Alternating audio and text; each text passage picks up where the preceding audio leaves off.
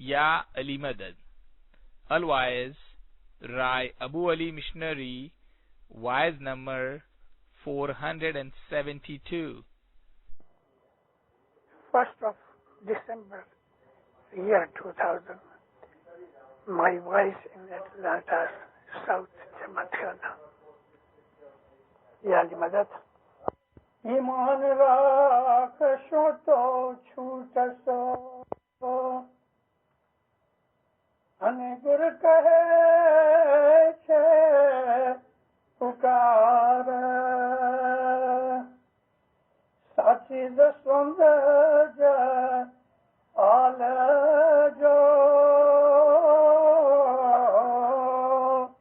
ہنے دور تھی لاغ جو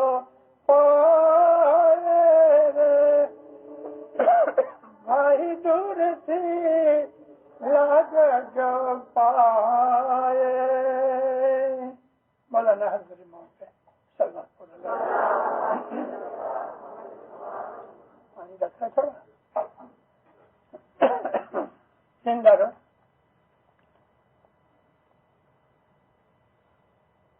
میں آج آپ کے سامنے اس وقت کنفیوزڈ حالت میں ہوں. کنفیوژن کا ہے کیا؟ اتنے بہت خیالات اکٹھے ہو گئے ہیں کہ اگر میں سارے بولنے چاہوں تو صبح ہو جائے گی، لیکن میں ایسا نہیں کروں گا. مجھے یہ کہنا ہے کہ ہم لوگ بہت ہی خوش نصیب ہیں کہ ہمارے پاس امام ہے. ساری دنیا کے اندر اگر ہم دیکھتے ہیں تو اس جیسا مذہبی پیشوا، دھرم گرو، ریلیجس لیڈر کوئی نہیں. شاید 10-12 سال کی بات ہے،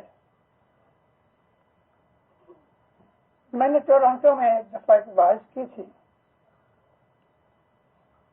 1.5-2 گھنٹے کی وعظ تھی، لیکن میں نے کہا کہ دیکھو اس وقت ساری دنیا میں مذہبی پیشوا کتنے ہیں. یوں تو مولا مولوی جامع ماجے اور یہ گرو بن کر سامی بھرتا تو بہت ہیں، ان کا کوئی حساب نہیں. لیکن ہم جو جینوئن ہیں تو دیکھو ایک تو عیسائیوں میں پوپ ہے، لیکن یہ کیتھولک کا بڑا ہے. پروٹیسٹنٹ کا جو بڑا ہے وہ لندن کے اندر رہتا ہے، آرچ بشپ آف کینٹربری. اس کی اپوائنٹمنٹ کوئن یا بادشاہ کرتا ہے، اور پوپ کی اپوائنٹمنٹ ان کے جو کارڈینلز ہوتے ہیں 19 کارڈینلز ہیں. 19 یہ کارڈینلز ووٹ ڈالتے ہیں اور ان 19 میں سے کسی ایک کا نام دیتے ہیں تو وہ پوپ بنتا ہے. ایک تیسرے شخص ہیں، مشہور ہستیاں ہیں، یہ عزت والے لوگ ہیں جن کو لاکھوں آدمی مانتے ہوتے ہیں. وہ خدا تعالیٰ کی مہربانی کی وجہ سے ہوتا ہے. دلائی لاما ہے.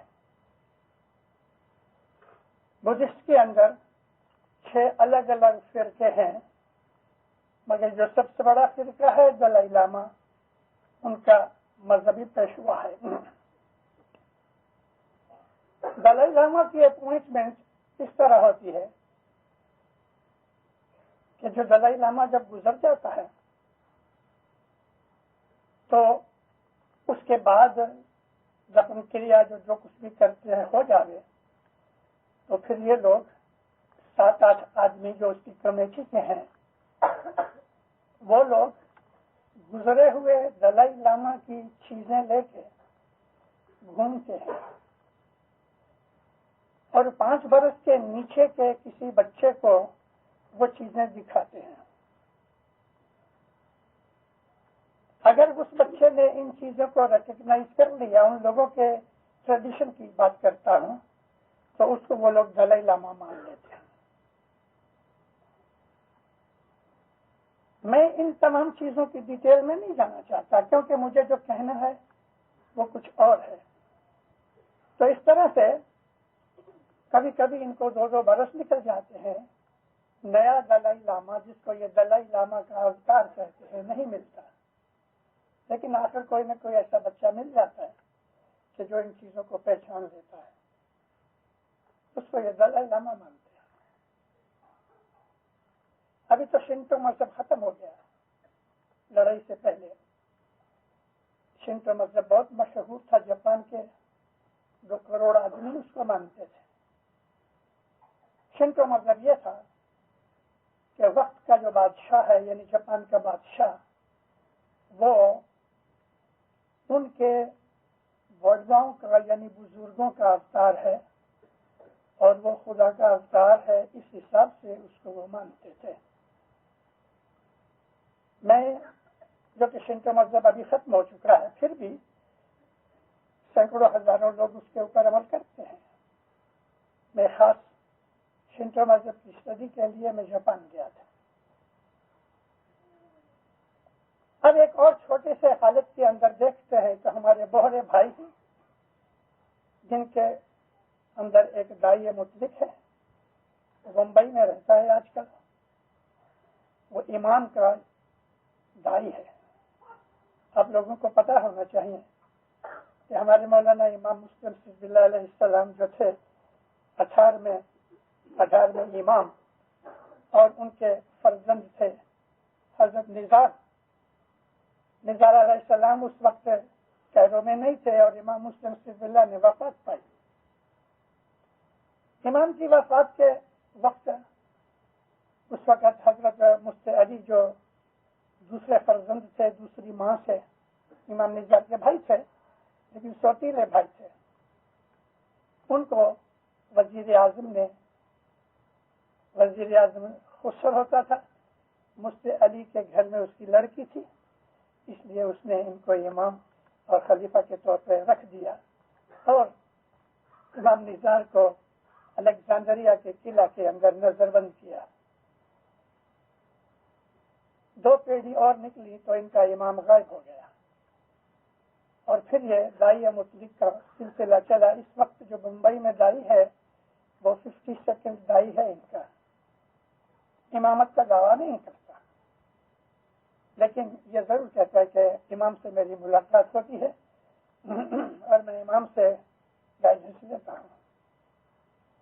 اب اور دوسروں کا میں کیا ذکر کروں، خاص طور پہ کہنے کا میرا مقصد یہ تھا کہ دنیا میں اس وقت جتنے مذہبی پیشوا ہیں، ان کے اندر ابھی حضرت امام کو دیکھو، اس کو کسی نے اپوائنٹ نہیں کیا، نہ یہ الیکٹ ہوا ہے۔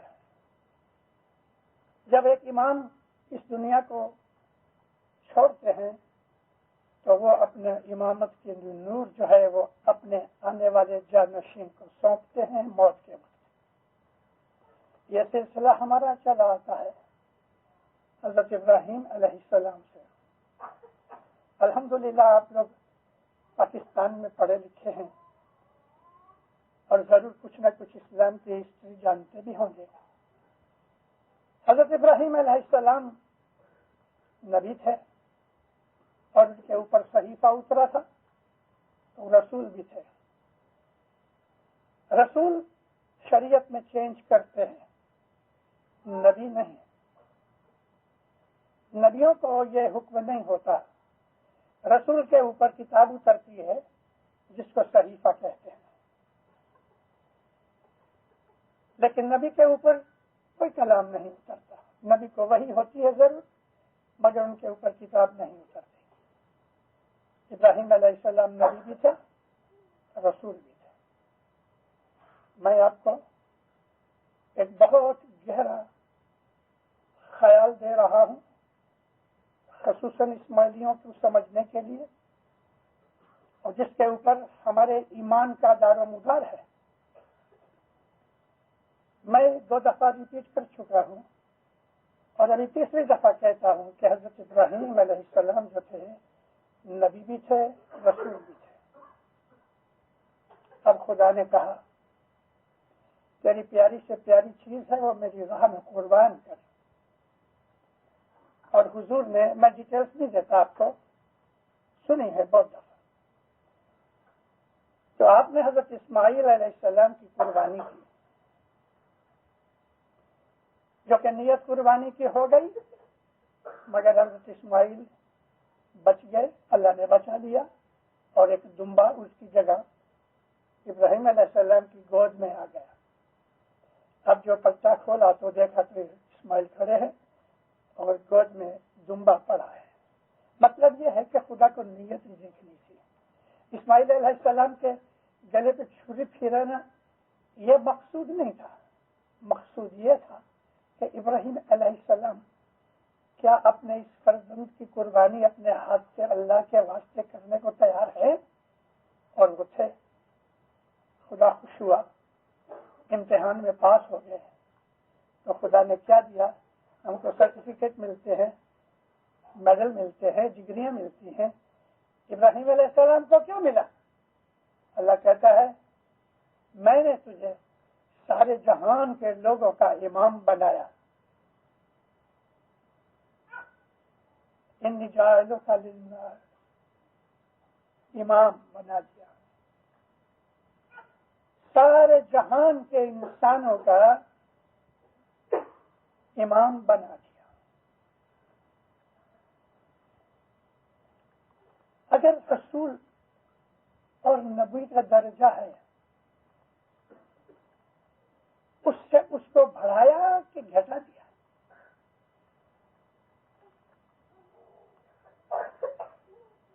انی جاعلک للناس امام کہہ کے خدا نے ان کا درجہ گھٹا دیا کہ بڑھا دیا؟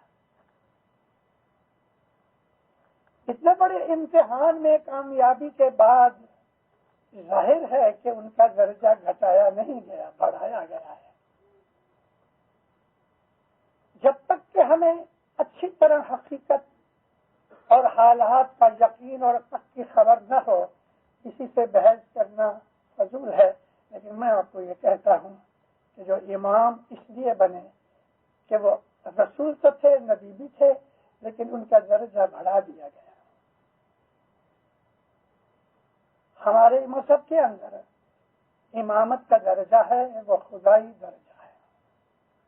ہم امام کو اس کی جسمانی حالت کے اندر امام کہتے ہیں، ہم اس کو خدا نہیں کہتے، کیونکہ خدا کا کوئی بدن ہے ہی نہیں۔ تو خدا ہے کیا؟ ایک وکیل صاحب مجھے وینکوور میں ملے، پرانا دوست بھی تھا۔ مجھے کہتے ہیں مشنری صاحب میں آپ سے کچھ پوچھنا چاہتا ہوں۔ پوچھے خوشی سے، کیا سچ مچ حضرت امام خدا ہے؟ میں نے کہا تم وکیل ہو نا؟ ہاں۔ اچھا مجھے یہ بتاؤ کہ تم نے خدا کو دیکھا ہے؟ کہتے نہیں۔ اچھا تو خدا کیا ہے؟ کہتے ہیں وہ رب ہے۔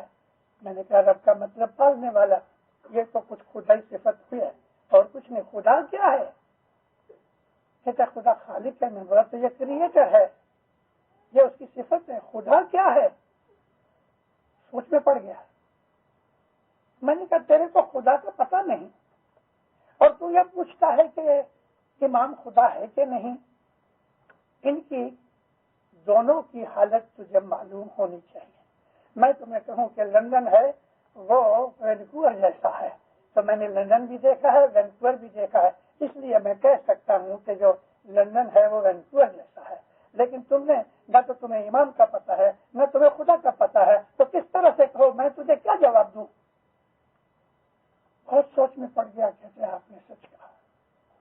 میں نے کہا دیکھ، خدا ہے نا وہ انرجی ہے، خدا ہے وہ نور ہے، مگر یہ نور کو لائٹ کو بھی نور کہتے ہیں عربی زبان کے اندر۔ یہ لائٹ نہیں کہ جو ہم کو دیکھتے ہیں، اگرچہ یہ لائٹ بھی رسول اکرم محمد صلی اللہ علیہ وآلہ وسلم فرماتے ہیں کہ خدا تعالیٰ نے جب آگ پیدا کی، ابھی یہاں آگ ہماری انگیٹھی میں جلتی ہے وہ نہیں، آگ یعنی کہ آگ اپنی پوری انٹینسٹی کے ساتھ، جیسا کہ ابھی سورج کو دیکھ لو، سورج میں آگ جل رہی ہے لیکن یہ آگ پوری نہیں ہے، آگ بہت بڑی چیز ہے. نبی فرماتے ہیں کہ 70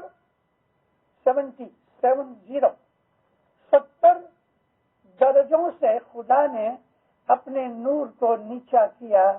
70 ڈگریاں نیچے کی تو آگ پیدا کی. آگ، ریئلی آگ. سورج ایک معمولی سا سیمپل ہے. ہم آگ کا تصور نہیں کر سکتے.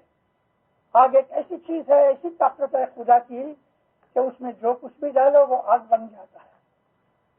لوہا ڈالو تو وہ بھی آگ بن جائے گا، لکڑی ڈالو آگ بن جائے گی، پتھر ڈالو آگ بن جائے گی. اب خیال کرو دیندارو، ہم جس زمین کے اوپر بیٹھے ہیں، یہ زمین اس طرح سے خط استوا جو ہے، جس کو ہم ایکویٹر کہتے ہیں، ایکویٹر سے ایسا چلو واپس آؤ تو 24,600 مائل ہے. اس طرح دونوں سائڈ اگر دیکھ لو تو تقریباً 8,000 مائل ہے. اتنا بڑا گولا جو ہے جس کے اوپر ہم بیٹھے ہیں، اس کے اوپر کا جو کرسٹ ہے وہ لگ بھگ 1,000 میل جتنا ہے. پھر اس کے نیچے اور بھی دوسرا کرسٹ ہے تو 4,000 میل اوپر کا اس کا کرسٹ مٹی ہے، اور اندر 4,000 میل کا گولا آگ جل رہی ہے. ہماری زمین کا سینٹر جو ہے وہ آگ ہے. اور جب وہ آگ اپنے ہی یعنی آگ کے اندر سے جو گیسز نکلتی ہیں، جب وہ گیسز بالکل بھر جاتی ہیں تو زمین ہلنا شروع ہو جاتی ہے، اور پھر کوئی نہ کوئی نرم جگہ دیکھ کے وہ سوراخ سے وہ آگ باہر نکلتی ہے، جس کو ہم لاوا کہتے ہیں. میں آپ کو یہ چیزیں سمجھانے کے لیے کہہ رہا ہوں. مجھے جو کہنا ہے وہ ابھی باقی ہے کہ آگ کی کتنی طاقت ہے. سورج کو دیکھ لو کتنی طاقت ہے. اور اللہ کا نبی کہتا ہے کہ 70 اسٹیپ نیچے کر کے خدا نے آگ پیدا کی. تو 70 اسٹیپ اوپر جا کے خدا کا نور کیسا ہونا چاہیے؟ اس نور کی کیا طاقت ہونی چاہیے؟ ہم اس کا اندازہ نہیں کر سکتے، ہم اس کا تصور نہیں کر سکتے. اللہ نور ہے، اور اس نور کے اندر صرف یہی نہیں کہ آگ کی طرح کی انرجی ہے، لیکن اس کے اندر عقل ہے، اس کے اندر طاقت ہے، اس کے اندر وہ تمام صفتیں جو خدا تعالیٰ نے اپنے ناموں کے ساتھ لگائی. ہمارے بہت سے گھروں کے اندر خدا کے 99 ناموں کی وہ چھپی ہوئی لسٹ پڑی ہوتی ہے. یہ تمام صفتیں کافی نہیں. تورات، زبور، انجیل اور قرآن چاروں کتابوں کے اندر سے خدا تعالیٰ کے 1,000 نام منٹ دے. 1,000 پھر بھی وہ نام پورے نہیں.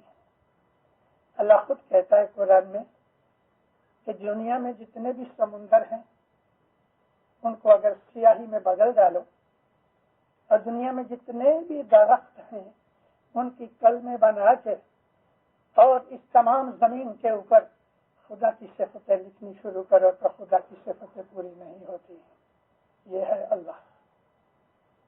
اللہ نور ہے، وہ نظر نہیں آتا، محسوس ہوتا ہے لیکن ہماری سمجھ سے باہر ہے.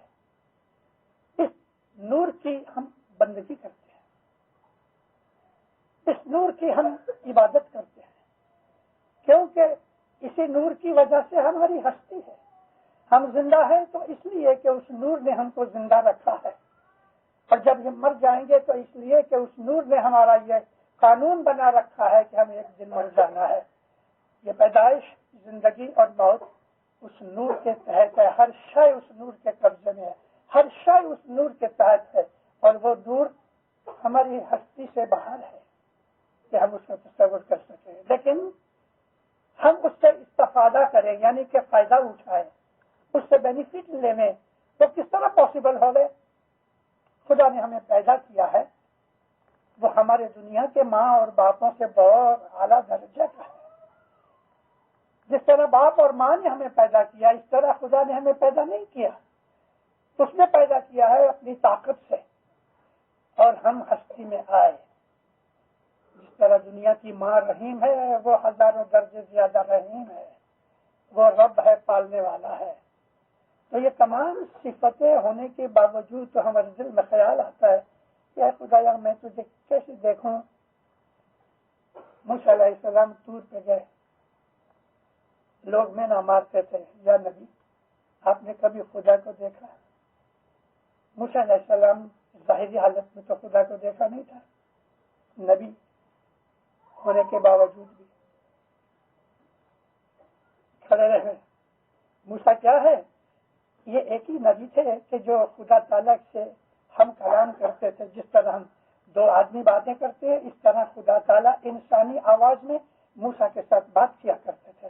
اس کے لیے موسیٰ علیہ السلام کا لقب بن گیا موسیٰ کلیم اللہ، خدا سے کلام کرنے والا۔ کیا ہے موسیٰ؟ یا اللہ میں تجھے دیکھنا چاہتا ہوں، موسیٰ تو مجھے نہیں دیکھ سکتا۔ اب یہاں کیا بات ہے؟ موسیٰ ہے نبی مگر انسان ہے نا، ان میں نبوت کا نور ضرور ہے لیکن انسانی کمزوریاں بھی ساتھ ہیں۔ بچے تھے، پیدا ہوئے، بیمار پڑتے تھے، جوان ہو گئے، بوڑھے ہو گئے، ایک دن گزر بھی گئے، تمام انسانی کمزوریاں بدن کے ساتھ لگی ہوئی ہے۔ تو موسیٰ تو مجھے نہیں دیکھ سکتا۔ اور خدا کا یہ کہنا یہ تھا کہ تو اس کو برداشت نہیں کر سکے گا۔ اے مومنو، میں بیچ میں سے ایک بات نکالتا ہوں، سانپ کے کاٹنے سے انسان مر جاتا ہے۔ آپ کو یہ معلوم ہے کہ کینسر کی، ٹی بی کی اور اس قسم کی اور بھی بہت سی بیماریوں کی دوا آج ڈیولپ ہو رہی ہے سانپ کی زہر میں سے۔ اس کے اوپر بہت بڑی اسٹڈی ہو رہی ہے اس وقت۔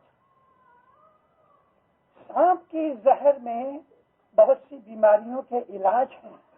تو سانپ کی زہر سے تو آدمی مر جاتا ہے، اس کی انٹینسٹی، اس کی جو پوٹینسی ہے وہ بہت زیادہ ہو جاتی ہے، ہضم نہیں کر سکتے۔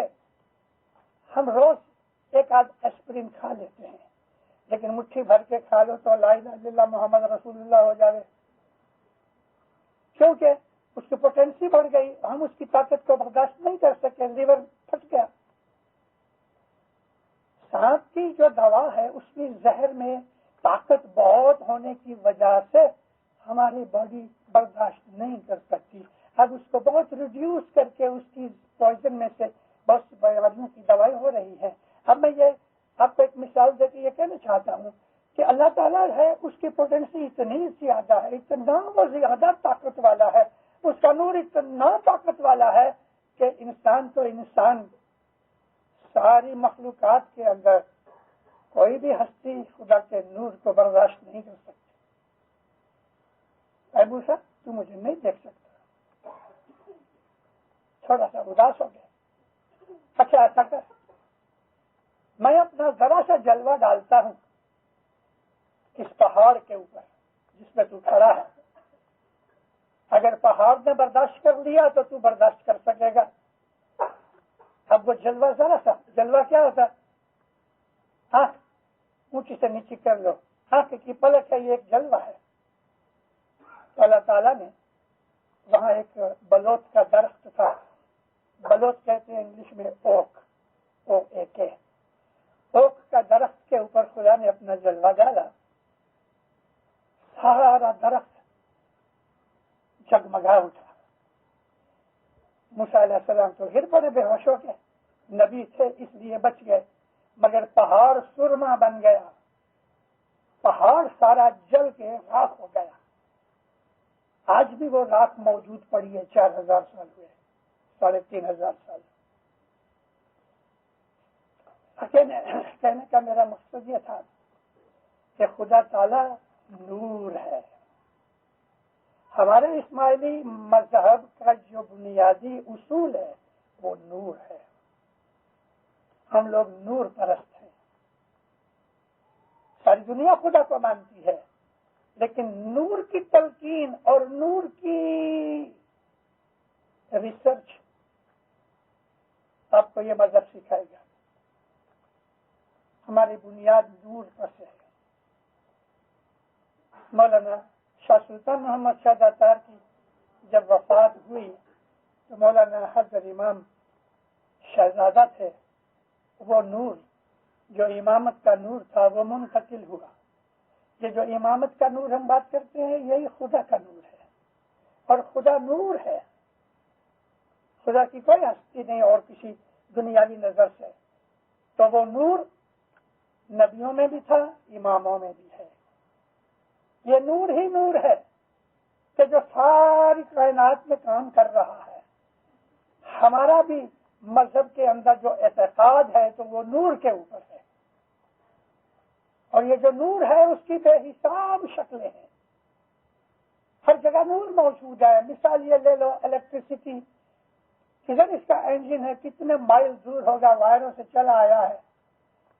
اب الیکٹرک سے روشنی بھی ملتی ہے، ہیٹر چلتے ہیں تو گرمی ملتی ہے، ایئر کنڈیشن چلتے ہیں تو ٹھنڈی ملتی ہے، الیکٹرک سے مشینیں چلتی ہیں، گاڑیاں چلتی ہیں، لیکن الیکٹریسٹی کبھی دیکھی؟ کرنٹ کبھی نظر نہیں آتا۔ یہ کرنٹ ایک مثال کے طور پہ اللہ کا نور ہے، مگر یہ اللہ کا جو نور ہے یہی ہمارا معبود ہے، ہم اسی کی عبادت کرتے ہیں، اسی کو ہر وقت یاد کرتے ہیں۔ اب وہ نور ہر زمانے کے اندر ایک شخص ہوتا ہے، ہم اس کو امام کہتے ہیں، ہر زمانے میں۔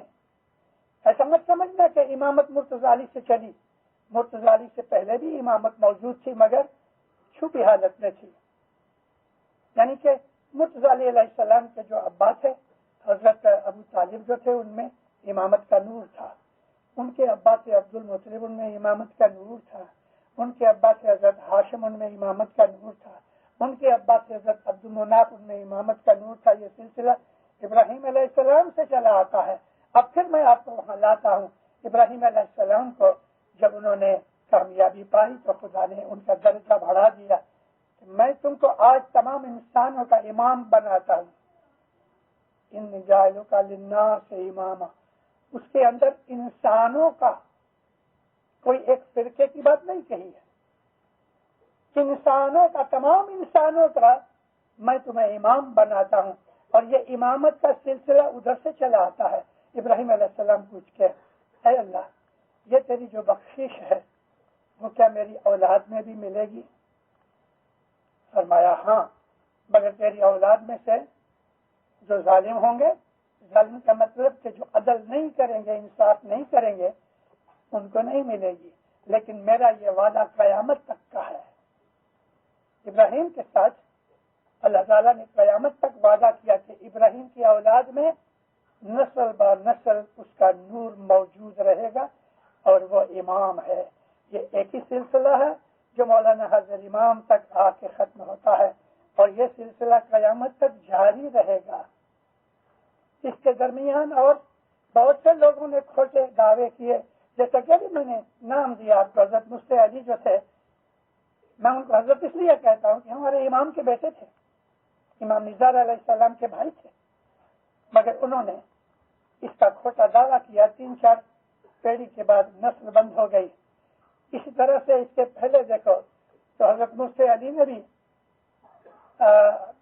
یعنی کہ حضرت مفتی علی تو یہ تھے جنہوں نے یہ دعویٰ کیا، لیکن موسیٰ کاظم جو تھے وہ امام اسماعیل کے بھائی تھے، مولانا امام جعفر صادق کے بیٹے تھے، انہوں نے بھی کھوٹا دعویٰ کیا، 5ویں پیڑھی کے بعد وہ بھی سلسلہ ختم ہو گیا۔ تو یہ تمام چیزیں ہمارے لیے سمجھنے کی ہیں۔ ہم اسماعیلی نور پرست ہیں، حضرت امام اللہ کا نور ہے، اور اس نے دعویٰ بھی کیا ہے کہ ہم جی professor of Noor, Noor of Ali, یہ ہمارا اعتقاد اور ایمان ہے۔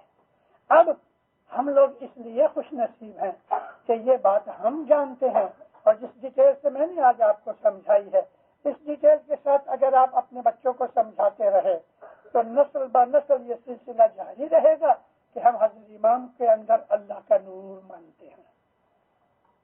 یہ فرقہ، یہ اسماعیلی مذہب جو اسلام کے اندر ہے، اسلام ہمارا دین ہے، اسماعیلی ہمارا مذہب ہے، اور اس مذہب کے اندر نظاری ہمارا طریقہ ہے، اور یہ طریقے کے اندر ہم کیا کرتے ہیں، اس طریقے میں کون سی چیز افضل ہے دوسروں سے، وہ یہ ہے کہ ہم رات کو اٹھتے ہیں، جب لوگ سوئے ہوتے ہیں ہم بھی تھوڑی نیند کر کے اٹھتے ہیں اور اندھیرے میں بیٹھ کے ہم اس کو یاد کرتے ہیں جس نے ہمیں پیدا کیا، اور ہم اس نور کی طلب کرتے ہیں کہ جس نور کے لیے ہم اپنی زندگی کے اندر عبادت کر رہے ہیں، مذہب کے اوپر عمل کر رہے ہیں۔ یہ وہی نور ہے کہ جو امامت کا نور ہے، اور اس کو ہم کہتے ہیں بیت الخیال۔ رات کی بندگی ہمارے لیے ہمارے مذہب کی سب سے بڑی اعلیٰ چیز ہے۔ ہر اسماعیلی جو جوان ہو گیا ہے اس کو یہ بات سمجھنی چاہیے کہ میری زندگی جو ہے وہ خدا نے پیدا کی ہے، میرا مذہب کے درمیان اندر ایک چھوٹا سا خلا ہے، خالی جگہ ہے، ویکیوم ہے، 1.5 انچ جتنی، اور اس کے اندر سے گزر کے اوپر جاؤ جہاں سے ہمارے تھاٹس نکلتے ہیں۔ ہمارے تھاٹس نکلتے ہیں، ان کے اوپر انٹلیکٹ ہے جس کو ہم عقل کہتے ہیں، وہاں سے وزڈم نکلتی ہے۔ اس کے اوپر تھوڑا اور چلے جاؤ تو وہاں وہ روح ہے جس کو ہم اللہ کی ذات پاک کی ایک نشانی سمجھتے ہیں۔ اے محمد، لوگ تجھ سے پوچھتے ہیں کہ روح کیا چیز ہے، تو ان کو کہہ دے کہ روح من امر ربی، روح جو ہے وہ میرے رب کا حکم ہے، اور حکم یعنی امر، وہ نور ہے۔ ہمارے اندر جو روح ہے جس کو ہم انگلش میں اسپرٹ کہتے ہیں، اصل میں سول بھی کہتے ہیں، لیکن میری بہت سی واضحوں کے اندر ایک اور چیز کا میں ذکر کیا کرتا ہوں جس کو ہم جیو کہتے ہیں۔ جیو ہمارے ہارٹ میں رہتا ہے، جس کو ہم انگلش میں فورس آف لائف، یہ جیو ہے، اس کو سول کہہ دیتے ہیں انگلش والے، تو ہم اس کو اسپرٹ کہتے ہیں، آتما کو۔ یہ وہ چیز ہے کہ جو ہمارے مذہب کی ایسنس ہے۔ اسماعیلی مذہب کے اندر حضرت امام بار بار ہم کو عقل کی باتیں کر رہے ہیں کہ انٹلیکٹ سے اپنے مذہب کو سمجھنے کی کوشش کرو۔ ہم عبادت کرنے والے لوگ ہیں، اور اس کے لیے ضروری کیا ہے دینداروں؟ اس کے لیے ضروری یہ ہے کہ اب حضرت امام کا حکم مانو۔ حضرت امام کا حکم مانو، دنیاوی بھی دینی بھی۔ دینی حکم تو ہے ہی، جیسے کہ 2 پڑھو 10 دو، جماعت خانے آیا کرو، لیکن یاد رکھو اگر مولا نے کوئی دنیاوی حکم کیا ہے کہ تم فضول خرچی نہ کرو اور پیسے بچا کے اپنی اولاد کے بھوش کے لیے یعنی فیوچر کے لیے رکھو، تو واللہ باللہ دنیاوی حکم بھی جو امام کا ہے اس میں بھی ہمارے لیے روحانیت چھپی ہوئی ہے، کیونکہ کوئی چیز اس کے حکم کے باہر نہیں۔ آج ہم نیاز پیئیں گے، ابھی یہ اس کے حکم سے پیتے ہیں، پیالی اٹھا کے ہاتھ پہ لے کے پھر کہتے ہیں فرمان۔ فرمان بولنے کی کیا ضرورت ہے؟ پھر صدر دین نے سکھایا ہے کہ تم یہ جو پانی پیتے ہو تو فرمان سے پیتے ہو، امر سے پیتے ہو، اور وہ پھر ہم کو جواب دیتا ہے پیر شاہ یا محمد، یعنی یہ علی محمد کا فرمان ہے۔ تو ہمارے مذہب میں ہم مکھی صاحب بیٹھے ہیں، مکھی صاحب کا باپ آوے نا تو وہ بھی ہاتھ جوڑ کے ان کے سامنے سر جھکائے گا، کیونکہ اس وقت وہ لڑکے اور باپ کا رشتہ نہیں ہے۔ اس وقت مکھی کمڑیا کے حضور میں جو آتا ہے تو وہ امر کے اوپر آتا ہے۔ ہم جماعت خانے آتے ہیں، امر سے آتے ہیں، ہم رات کو سوتے ہیں، امر سے سوتے ہیں۔ اسماعیلی مذہب کا ہر سانس لینا امر کے اوپر ہے۔ امر یعنی حضرت امام کا حکم، اس کا حکم مانو۔ اگر اس نے کہا ہے کہ جھوٹ نہ بولو تو جھوٹ نہ بولنا عبادت میں شامل ہو گیا۔ اگر حضرت امام نے کہا ہے کہ تم کسی کی مدد کرو تو مدد کرنا عبادت میں شامل ہو گیا۔ اگر مولا نے کچھ ایسا حکم کیا ہے، مثال کے کوئی بیمار آدمی حضرت امام کے پاس گیا اور مولا اس کو کہے کہ اچھا تم پپائی کھاؤ، تو وہ پپائی کھائے گا تو عبادت میں دیکھی جائے گا، کیونکہ امام کے مکھ مبارک سے جو چیز نکلی ہے وہ حکم ہے، اور حکم کے اوپر ہی یہ ساری کائنات کا دار و مدار ہے۔ ہر شے امر کے اوپر ہے، اور امر سے ہماری مذہب چلتا ہے، امر ہمارا ایمان ہے۔ اگر ہم نے یہ چیز سمجھ کے میرے مولا نے یہ حکم کیا ہے یہ پانی مت پینا، تو مر جاؤ تو بھی نہ پینا، تو آپ کا یہ عہد عبادت میں آ جائے گا۔ اگر امام نے کہا بیٹھ جاؤ تو اسی وقت بیٹھ جاؤ، تو وہ بیٹھ جانا عبادت میں آئے گا۔ حضرت امام کا حکم ماننا عبادت میں شامل ہوتا ہے۔ پیر کا یہ کہنا کہ تم اس کو دور سے پاؤں لگو، دور سے پاؤں لگنے کا مقصد کیا ہے؟ وہ تو کدھر دور سے بیٹھا ہے، تو دور سے پاؤں لگنے کا مطلب یہ ہے کہ اس کو حاضر سمجھو۔ ایک لیموں میں بیٹھا ہے تو اس کو یاد کرتے ہو تو وہ تمہارے دل میں آ گیا ہے، دوری مٹ جاتی ہے۔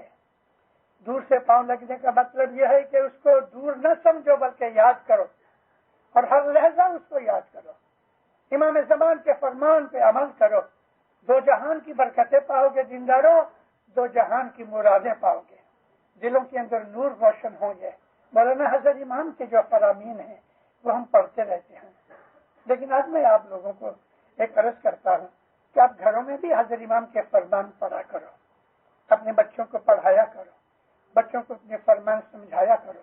اور خاص طور پہ ہم اس ملک کے اندر رہتے ہیں کہ جس ملک کے اندر بدیاں برائیاں گناہ بہت ہو رہے ہیں، اور آج میں 10-12 سال سے اپنی وعظوں کے اندر یہ کہتا رہا ہوں کہ دن بدن دنیا کی بدیاں بڑھ جائیں گی، گناہ بڑھیں گے، آفتیں بڑھیں گی، بیماریاں بڑھیں گی، دکھ بڑھیں گے، تکلیفیں بڑھیں گی۔